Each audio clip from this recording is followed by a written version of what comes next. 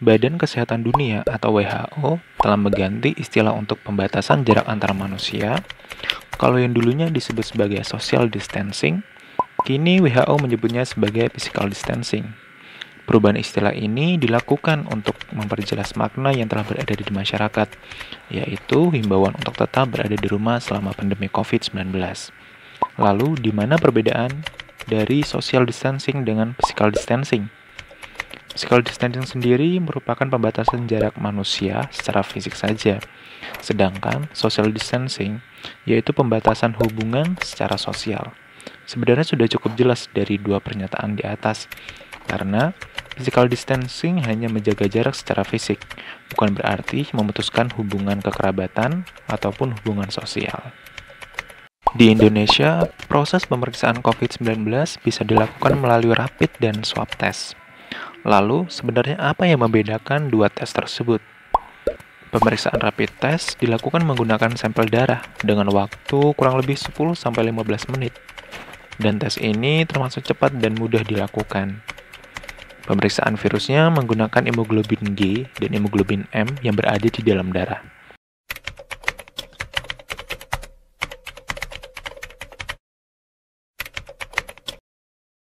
Namun, hasil dari tes ini tidak bisa digunakan untuk mendiagnosis COVID-19.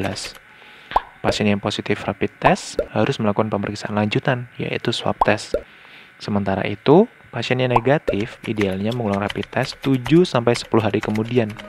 Jika tidak memungkinkan, maka harus tetap melakukan isolasi di rumah selama 14 hari. Sedangkan untuk swab test, pemeriksaannya menggunakan sampel lendir yang diambil dari dalam hidung maupun tenggorokan. Tes ini dinilai lebih akurat sebagai patokan diagnosis, sebab virus corona yang akan menempel di hidung dan tenggorokan bagian dalam, di mana sampel lendir yang diambil nantinya akan diperiksa menggunakan metode PCR, atau biasa disebut polymer chain reaction, yang membutuhkan waktu beberapa jam hingga beberapa hari, dan itu lebih rumit. Serta pemeriksaan sampel pun hanya bisa dilakukan di laboratorium dengan kelengkapan khusus, sehingga kapasitas pemeriksaan pun tidak terlalu besar. Ketika pandemi COVID-19 ini menyebar, muncul sebuah konsep baru yang bernama herd immunity, yang dianggap mampu menekan penyebaran COVID-19. Konsep herd immunity sendiri didasarkan pada pandangan bahwa herd immunity terbentuk jika mayoritas populasi 70-80% menjadi kebal terhadap penyakit. Kekebalan ini terbentuk setelah seseorang terinfeksi dan sembuh atau melalui vaksinasi. Dalam kondisi sekarang ini, muncul anggapan untuk membentuk herd immunity dengan membiarkan virus ini menyebar pada sebagian besar populasi.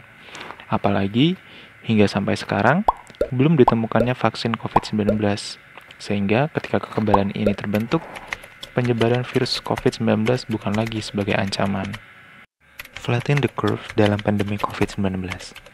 Flatten the curve sendiri merupakan istilah di bidang epidemiologi untuk upaya memperlambat penyebaran penyakit menular dengan cara meratakan kurva. Kurva menggambarkan kondisi yang terjadi terkait jumlah orang yang terinfeksi virus corona dalam rentang waktu tertentu. Selama epidemi, sistem perawatan kesehatan dapat rusak jika jumlah orang yang terinfeksi melebihi kemampuan sistem perawatan kesehatan.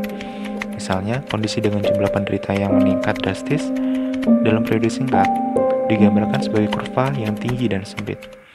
Kondisi tersebut tidak bagus karena fasilitas kesehatan memiliki kapasitas tertentu untuk menampung pasien, sehingga kemungkinan besar akan ada banyak pasien yang gawat dan susah untuk mendapatkan perawatan.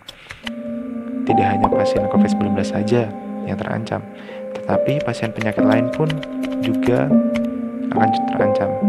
Maka dari itu, sangat penting untuk mengupayakan pelandaian kurva.